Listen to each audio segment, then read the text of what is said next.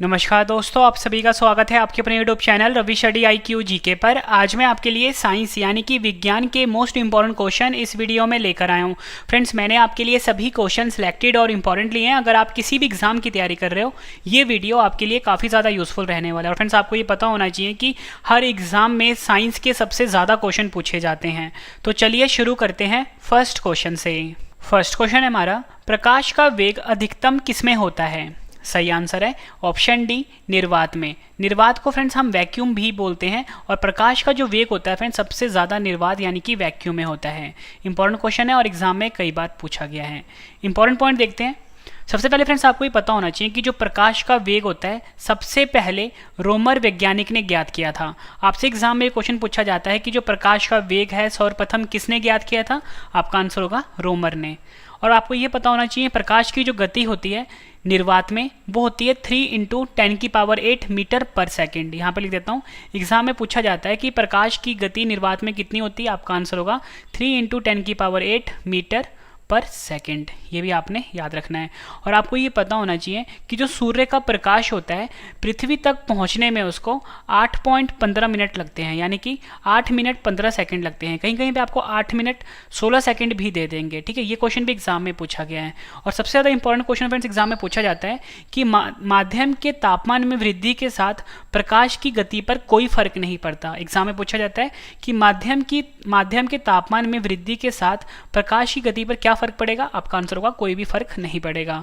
फिर जितनी भी आपको मैं एडिशनल इंफॉर्मेशन दे रहा हूँ सब अपने आप में क्वेश्चन है और एग्जाम में पूछे जाते हैं। नेक्स्ट क्वेश्चन, मानव नेत्र में आइरिस का क्या काम होता है? सही आंसर है ऑप्शन बी, आंख में जाने वाले प्रकाश की मात्रा को नियंत्रित करना।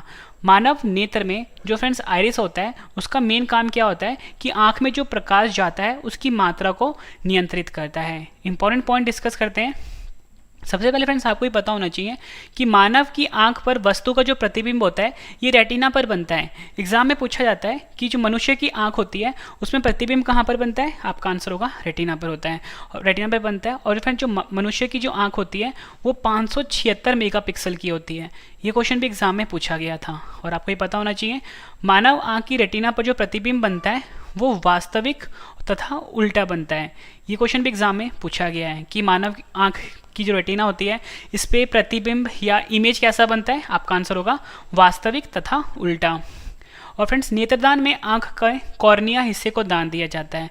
कभी भी जो फ्रेंड्स नेत्रदान होता है उसमें पूरा आंख दान नहीं दिया जाता, कॉर्निया वाला हिस्सा हमेशा दान दिया जाता है। और स्वस्थ नेत्र के लिए स्पष्ट दृष्टि की जो न्यूनतम दूरी होती है 25 सेंटीमीटर होती है। ये क्वेश्चन भी एग्जाम में पूछा गया है।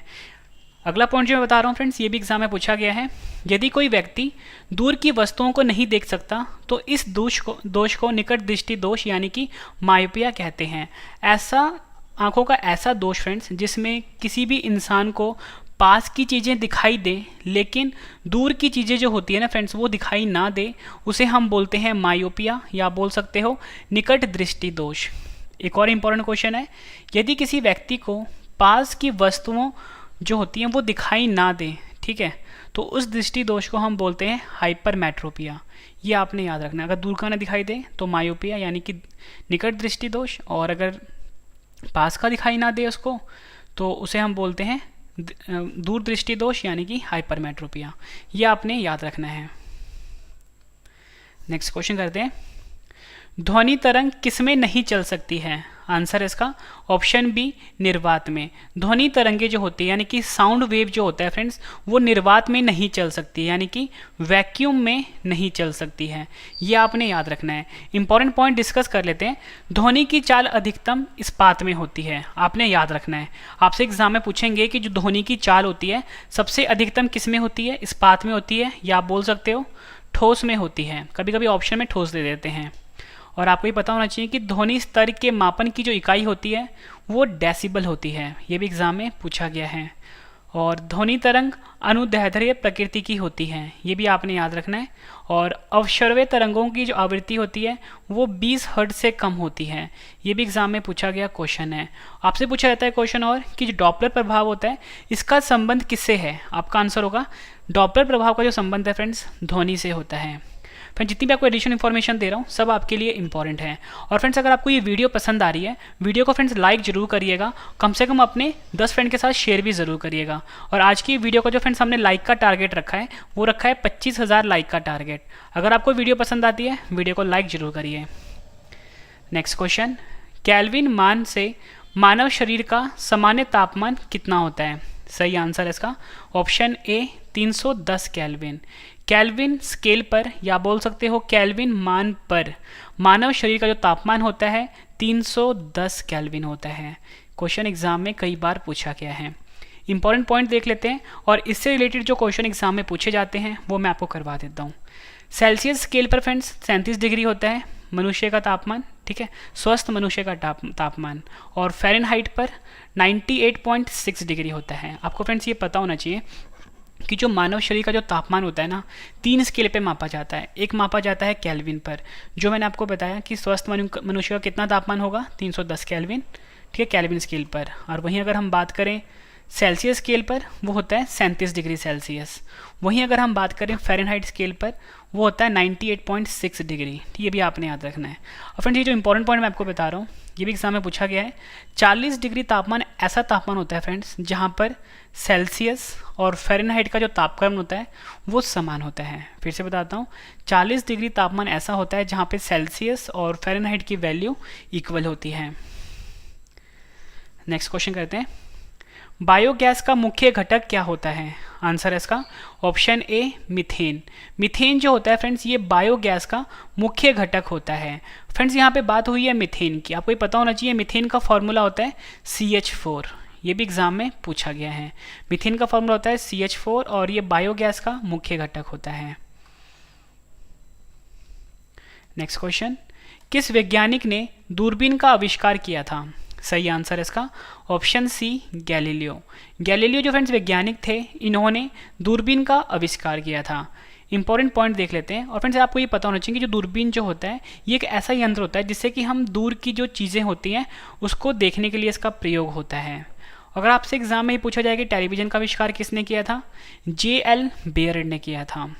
आपसे पूछा जाएगा थर्मस फ्लास्क का आविष्कार किसने किया था, डिवार ने किया था, ठीक है। और पूछा जाएगा कि डायनामाइट का आविष्कार किसने किया था, अल्फ्रेड नोबेल वैज्ञानिक ने किया था। अपन ये सभी क्वेश्चन जो है ना एग्जाम में कई बार पूछे जा चुके हैं। नेक्स्ट क्वेश्चन करते हैं, परमाणु बम किस सिद्धांत पर कार्य करता है? परमाणु बम का मतलब होता है फ्रेंड्स एटम बम, ठीक है। एटम जो बॉम्ब होता है वो किस सिद्धांत पर कार्य करता है?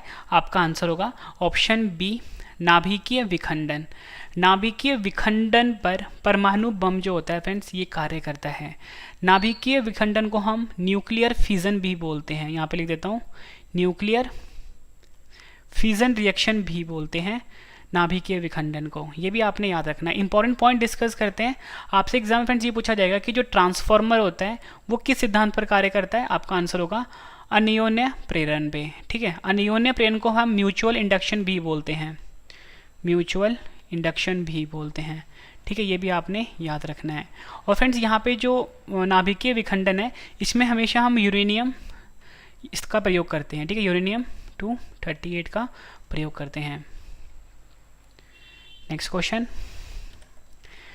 नाभिकीय रिएक्टर में भारी जल यानी कि जिसको कि हम D2O भी बोलते हैं का प्रयोग किस रूप में किया जाता है? आंसर है इसका ऑप्शन ए मंदक के रूप में। नाभिकीय रिएक्टर जिसको कि फ्रेंड्स हम न्यूक्लियर रिएक्टर भी बोलते हैं, इसमें जो भारी जल का जो प्रयोग होता है फ्रेंड्स वो मंदक के रूप में प्रयोग होता है। नेक्स्ट क्वेश्चन, सूर्य का ताप किससे मापा जाता है? आंसर है इसका ऑप्शन बी पायरोमीटर द्वारा। सूर्य का जो फ्रेंड्स तापमान होता है वो पायरोमीटर द्वारा मापा जाता है। आपको पता होना चाहिए पायरोमीटर एक ऐसा यंत्र है जिसे कि हम हाई टेम्परेचर को यानी कि उच्च तापमान को मापते हैं। और फ्रेंड्स आपको ये पता होना चाहिए कि जो सूर्य है इस पर जो सबसे ज़्यादा गैस पाई जाती है वो होती है हाइड्रोजन, ठीक है। ये आपने याद रखना है। और दूसरे नंबर पे फ्रेंड्स क्या होता है, हीलियम होता है। ये भी आपने याद रखना है। और फ्रेंड्स सूर्य पर जो ऊर्जा का निर्माण होता है ना वो नाभिकीय संलयन प्रक्रिया द्वारा होता है। एग्जाम में पूछा गया क्वेश्चन है ये कि सूर्य पे जो ऊर्जा का निर्माण होता है वो किस अभिक्रिया द्वारा होता है? नाभिकीय संलयन। और नाभिकीय संलयन को फ्रेंड्स हम न्यूक्लियर फ्यूजन भी बोलते हैं। यहाँ पर लिख देता हूँ, न्यूक्लियर फ्यूजन रिएक्शन भी बोलते हैं। और आपको फ्रेंड्स ये पता होना चाहिए कि जो ताप होता है इसका SI मात्रक होता है केल्विन, ठीक है फ्रेंड्स, ये भी आपने, क्योंकि यहाँ पे ताप की बात हुई थी ना और यहाँ पे सूर्य की बात हुई थी, जो भी इंपॉर्टेंट पॉइंट बन रहे हैं वो मैं आपको बता रहा हूँ। और फ्रेंड्स मैं आपको बता दूं कि जल्दी हमारी जीके की बुक लॉन्च होने वाली है, ठीक है। जो जीके की बुक होगी वो रवि स्टडी IQ जीके नाम से होगी। अगर आप किसी भी एग्जाम की अगर तैयारी कर रहे हो फ्रेंड्स, ये बुक आपके लिए काफ़ी ज़्यादा यूज़फुल रहने वाली है। जल्दी फ्रेंड्स आपको अमेजोन फ्लिपकार्ट पे मिल जाएगी बुक, ठीक है, आप वहाँ से ले सकते हो। रवि स्टडी IQ जीके नाम से होगी। नेक्स्ट क्वेश्चन करते हैं, साबुन को जल में घोलने से पृष्ठ तनाव पर क्या फ़र्क पड़ता है? आंसर है इसका ऑप्शन बी, घट जाता है। साबुन को फ्रेंड्स जब भी हम जल में घोलते हैं, जो पृष्ठ तनाव होता है वो हमेशा घट जाता है। पृष्ठ तनाव को फ्रेंड्स हम सरफेस टेंशन भी बोलते हैं, यहाँ पर लिख देता हूँ, सरफेस टेंशन भी बोलते हैं। और कभी भी अगर हम साबुन को जल में घोलते हैं, जो पृष्ठ तनाव होता है वो घट जाता है। इंपॉर्टेंट पॉइंट देखते हैं, एग्जाम में पूछा जाता है कि बरसात की बूंदें गोलाकार होती हैं, क्यों होती हैं? पृष्ठ तनाव के कारण, ठीक है, ये भी आपने याद रखना है। उसके बाद एक क्वेश्चन पूछा जाता है कि तेल की बूंद पानी पर फैल जाती है, क्योंकि? इसका आंसर होगा तेल का जो फ्रेंड्स पृष्ठ तनाव होता है वो जल से कम होता है। ये भी आपने याद रखना है, एग्जाम में पूछा गया क्वेश्चन है। नेक्स्ट क्वेश्चन कर लेते हैं, भूस्थिर उपग्रह। भूस्थिर उपग्रह को फ्रेंड्स हम जियो स्टेशनरी सैटेलाइट भी बोलते हैं, का आवर्तन काल कितना होता है? सही आंसर है इसका ऑप्शन सी, 24 घंटे का। भूस्थिर उपग्रह जो होता है फ्रेंड, जैसे कि हम जियो स्टेशन सैटेलाइट बोलते हैं, इसका आवर्तन काल होता है 24 घंटे का। यह आपने याद रखना है। फ्रेंड्स देखो, अगर इसका ये जो भूस्थिर उपग्रह है इसका आवर्तन काल 24 घंटे का होगा, तो आपको ये भी पता है कि फ्रेंड जो पृथ्वी है, ठीक है, अपने अक्ष पर पूरा घूमने में 24 घंटे का समय लेती है। और अगर ये सैटेलाइट भी जो है अगर 24 घंटे का टाइम लेगा घूमने में, तो फ्रेंड इसलिए जो पृथ्वी का जो फेस होता है और इस सैटेलाइट का जो फेस होता है बिल्कुल आमने सामने होता है, ठीक है, ये भी आपने याद रखना है। इंपॉर्टेंट पॉइंट देख लेते हैं, भूस्थिर उपग्रह की जो ऊंचाई है पृथ्वी की सतह से 36,000 किलोमीटर होती है। कभी कभी आपको एग्जाम में 36,500 भी दे देंगे, ठीक है, ये आपने याद रखना है। और आपको ये पता होना चाहिए कि फ्रेंड चंद्रमा जो कि पृथ्वी का एक प्राकृतिक उपग्रह है, यहाँ पे जो गुरुत्वाकर्षण होता है पृथ्वी की तुलना में 1/6 होता है। अगर आपका वजन पृथ्वी पे 60 किलो का होगा, ठीक है, 60 किलो का, और जब भी आप चंद्रमा पे जाओगे तो आपका वजन कितना हो जाएगा फ्रेंड्स? 10 किलो का हो जाएगा, ठीक है, ये भी आपने याद रखना है। नेक्स्ट क्वेश्चन, किसी बाल्टी में पानी पर बर्फ तैर रही है। जब बर्फ पूर्णतः पिघल जाएगी तो बाल्टी में पानी का तल डैश रहेगा। सही आंसर है इसका ऑप्शन सी, समान रहेगा। किसी बाल्टी में फ्रेंड्स अगर किसी बाल्टी में पानी है और उसमें बर्फ़ तैर रहा है, जब बर्फ़ पूरी तरह पिघल जाएगा तो फ्रेंड्स जो बाल्टी का जो पानी का तल होगा, यानी पानी का जो लेवल होगा ना फ्रेंड्स, वो हमेशा समान रहेगा। ऐसा नहीं होगा कि अगर इसमें पानी है और इसमें बर्फ़ पड़ा हुआ है, बर्फ़ जब पिघल जाएगा तो पानी ऊपर आ जाएगा, ऐसा नहीं होगा, ठीक है। जितना जब बर्फ़ डला हुआ होगा, जितना लेवल उस टाइम होगा, पिघलने के बाद भी उतना ही रहेगा, ठीक है।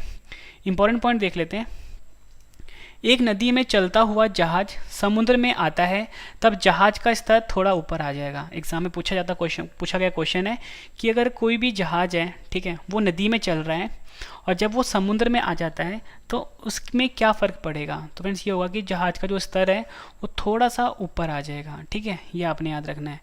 एक और क्वेश्चन पूछा गया एग्जाम में, बर्फ़ पानी में तैरती है परंतु अल्कोहल में डूब जाती है, इसका कारण क्या है फ्रेंड्स? बर्फ़ पानी से हल्की होती है, ठीक है, बर्फ़ पानी से हल्की होती है, यानी कि जो डेंसिटी होता है बर्फ़ का वो पानी से कम होता है, लेकिन अल्कोहल से भारी होता है, इसलिए फ्रेंड्स अल्कोहल में डूब जाता है, ठीक है, ये आपने याद रखना है। और एग्जाम में एक और क्वेश्चन पूछा गया है कि पानी का घनत्व अधिकतम किस टेम्परेचर पे होता है? 4 डिग्री सेल्सियस पर पानी का घनत्व अधिकतम होता है। नेक्स्ट क्वेश्चन, साबुन के बुलबुले के अंदर का दाब वायुमंडलीय दाब के डैश होता है। आंसर है इसका ऑप्शन सी, अधिक होता है। साबुन के बुलबुले का जो अंदर का दाब होता है फ्रेंड्स, ये वायुमंडलीय दाब से अधिक होता है, ये आपने याद रखना है। और फ्रेंड्स आपको ये पता होना चाहिए, यहाँ पे देखो दाब की बात हुई थी, ठीक है, तो ये तो मैंने आपको बता दिया कि साबुन के बुलबुले के जो अंदर का दाब होगा वो वायुमंडलीय दाब से अधिक होगा, ठीक है। अब इंपॉर्टेंट पॉइंट डिस्कस करते हैं। दाब का जो फ्रेंड्स मात्रक होता है ये पास्कल होता है, ये आपने याद रखना है। वायु दाब मापी की रीडिंग में अचानक गिरावट तूफान का सूचक होती है। एक एग्जाम में क्वेश्चन ये पूछा गया था फ्रेंड्स कि जो वायु दाब मापी होती है, यानी कि जो बैरोमीटर होता है, उसकी रीडिंग में अगर अचानक गिरावट आती है तो ये किस चीज़ का इंडिकेशन होता है, मतलब किस चीज़ का सूचक होता है? आपका आंसर होगा तूफान का सूचक होता है। और पूछा एक क्वेश्चन एग्जाम में और पूछा जाता है, हाइड्रोजन से भरा रबर का गुब्बारा वायु में ऊपर जाकर फट जाता है, क्यों? आंसर होगा क्योंकि वहाँ ऊपर जाके वायु दाब घट जाता है। फिर जितने भी आपको मैं एडिशन इन्फॉर्मेशन दे रहा हूँ फ्रेंड्स, कई बार एग्जाम में पूछे जा चुके हैं। वीडियो को पसंद आ रही है फ्रेंड्स, वीडियो को लाइक जरूर करिएगा। और मैं आपको बता दूं फ्रेंड्स, जब आपको मैं सभी क्वेश्चन करवा दूंगा इस वीडियो में, उसके बाद सभी क्वेश्चन मैं आपको फटाफट से रिवीजन भी करवाने वाला हूँ इसी वीडियो में। और लास्ट में फ्रेंड 2 क्वेश्चन का टेस्ट भी है, टेस्ट आप जरूर अटैम्प्ट करना। नेक्स्ट क्वेश्चन, ल्यूमेन किसका मात्रक होता है? आंसर है इसका ऑप्शन बी, ज्योति फ्लक्स का। ज्योति फ्लक्स का फ्रेंड्स मात्रक होता है ल्यूमेन। इंपॉर्टेंट पॉइंट देख लेते हैं। अगर आपसे पूछा जाए कि प्रकाश वर्ष किसकी इकाई है? दूरी की इकाई होती है। ये भी एग्जाम में पूछा गया क्वेश्चन है। आपसे पूछा जाता है कि लेंस की क्षमता का मात्रक क्या होता है? डायोप्टर होता है। ये भी आपने याद रखना है, पूछा गया क्वेश्चन एग्जाम में। नेक्स्ट क्वेश्चन, किस क्रिया के फलस्वरूप पौधों के ऑक्सीजन का निकास और कार्बन डाइऑक्साइड का अवशोषण होता है? आंसर है इसका ऑप्शन ए, प्रकाश संश्लेषण। प्रकाश संश्लेषण फ्रेंड्स ऐसी क्रिया है जिसके फलस्वरूप पौधों के ऑक्सीजन का निकास होता है और कार्बन डाइऑक्साइड का अवशोषण होता है। प्रकाश संश्लेषण को फ्रेंड्स हम फोटोसिंथेसिस भी कहते हैं। क्या बोलते हैं? Photosynthesis reaction. इंपॉर्टेंट पॉइंट देख लेते हैं। और फ्रेंड जो पेड़ पौधे होते हैं, इनकी जो पत्तियों का रंग हरा होता है वो क्लोरोफिल के कारण होता है। और आपको ये पता होना चाहिए कि क्लोरोफिल में मैग्नीशियम धातु आयन पाया जाता है। काफ़ी बार पूछा गया क्वेश्चन है फ्रेंड्स। साथ साथ में आप नोट्स बनाते रहो जो भी क्वेश्चन मैं आपको करवा रहा हूँ। और फ्रेंड्स अगर आपने करंट अफेयर डेली पढ़ना है तो मैंने वीडियो के डिस्क्रिप्शन में लिंक दिया है करंट अफेयर चैनल का। डेली PDF भी मिलती है वीडियो, हर वीडियो की। चैनल का नाम है current affairs by Ravi, current affairs by Ravi. एक और चैनल है जिसका नाम है बेस्ट एग्जाम, लिंक वीडियो के डिस्क्रिप्शन में है फ्रेंड, जाके आप सब्सक्राइब करिए उसको, ठीक है। नेक्स्ट क्वेश्चन, न्यूटन की गति का प्रथम नियम क्या कहलाता है? आंसर है इसका ऑप्शन बी, जड़त्व का नियम। जड़त्व का नियम जो होता है फ्रेंड्स, ये न्यूटन की गति का प्रथम नियम कहता है। फ्रेंड जो न्यूटन की जो वैज्ञानिक था, इसने 3 नियम दिए थे, ठीक है, गति के। और जो पहला नियम था उसको जड़त्व का नियम या बोल सकते हो लॉ ऑफ इनर्शिया भी बोलते हैं, लॉ ऑफ इनर्शिया। और इंपॉर्टेंट पॉइंट देखते हैं, न्यूटन के तीसरे नियम के अनुसार प्रत्येक क्रिया के बराबर वह विपरीत दिशा में एक प्रतिक्रिया होती है, यानी कि every action is an equal and opposite reaction. ये कहा था न्यूटन के तीसरे नियम ने। नेक्स्ट क्वेश्चन, जब कोई वस्तु 2 समानांतर समतल दर्पण के बीच रखी जाती है तो बने हुए प्रतिबिंबों की संख्या कितनी होगी? आंसर है ऑप्शन सी, अनंत, यानी कि इनफाइनाइट, ठीक है, इनफाइनाइट होगी यानी अनंत होगी। जब कोई वस्तु 2 समानांतर समतल दर्पण के बीच रखी जाती है तो फिर जो प्रतिबिंब बनेंगे वो अनंत बनेंगे, यह आपने याद रखना है। अब एक इम्पॉर्टेंट पॉइंट बता देता हूँ मैं आपको कि जो दांत के डॉक्टर होते हैं ना फ्रेंड्स, वो जो दर्पण प्रयोग करते हैं वो अवतल दर्पण होता है। ये एग्जाम में पूछा गया क्वेश्चन है। शेविंग के लिए यानी दाढ़ी बनाने के लिए जो दर्पण प्रयोग करते हैं वो भी अवतल दर्पण होता है। सबसे ज़्यादा इंपॉर्टेंट पॉइंट मैं आपको अभी बता रहा हूँ वो ये है कि पानी में हवा का बुलबुला अवतल लेंस की तरह प्रयोग में आता है। आपसे पूछा जाएगा कि जो पानी में जो हवा का बुलबुला होता है वो किस तरह के लेंस की तरह प्रयोग होता है? अवतल लेंस की तरह प्रयोग होता है। नेक्स्ट क्वेश्चन, स्त्रियों की नसबंदी को क्या कहा जाता है? आंसर है इसका ऑप्शन ए, ट्यूबेक्टॉमी। ट्यूबेक्टॉमी जो होता है फ्रेंड्स, ये स्त्रियों की नसबंदी को कहा जाता है। इंपॉर्टेंट पॉइंट देख लेते हैं, पुरुषों की नसबंदी को वैसेक्टॉमी कहा जाता है। ये भी आपने याद रखना है फ्रेंड्स। के बाद जो मैं आपको रिवीजन करवा रहा हूँ, रिवीजन वाला पार्ट आप जरूर देखना। हीमोग्लोबिन में कौन सा धातु पाया जाता है? सही आंसर है इसका ऑप्शन बी, लोहा। लोहा जिसका सिंबल होता है फ्रेंड्स Fe, ये हीमोग्लोबिन में पाया जाता है। और फ्रेंड्स जो हमारा रक्त होता है उसका रंग लाल जो होता है ना फ्रेंड्स, वो हीमोग्लोबिन के कारण ही होता है। और इम्पॉर्टेंट पॉइंट डिस्कस करते हैं, हीमोग्लोबिन का कार्य ऑक्सीजन ले जाना होता है। मानव शरीर में रक्त की शुद्धिकरण की प्रक्रिया को हम डायलिसिस कहते हैं।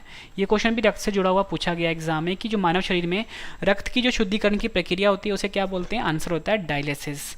और आपको फ्रेंड्स ये भी पता होना चाहिए कि स्फिग्मोमैनोमीटर जो यंत्र होता है इसके द्वारा हम रक्तदाब को मापते हैं। आखिरी क्वेश्चन कर रहे हैं इस वीडियो का और इसके बाद सभी का रिवीजन है। दो रेल पटरियों के मध्य जोड़ पर एक छोटा सा स्थान क्यों छोड़ा जाता है? आंसर है इसका ऑप्शन बी, क्योंकि धातु गर्म करने पर फैलता है और ठंडी होने पर संकुचित होता है। फिर देखो जो रेल की पटरियाँ होती हैं, ठीक है, आप देखते हो कि जब रेल के जो जॉइंट्स होते हैं ये वाले, ठीक है, इसके बीच में हल्का सा स्पेस डाला होता है। फ्रेंड्स ये जो स्पेस होता है, मतलब ये जो खाली जगह होता है वो क्यों होता है?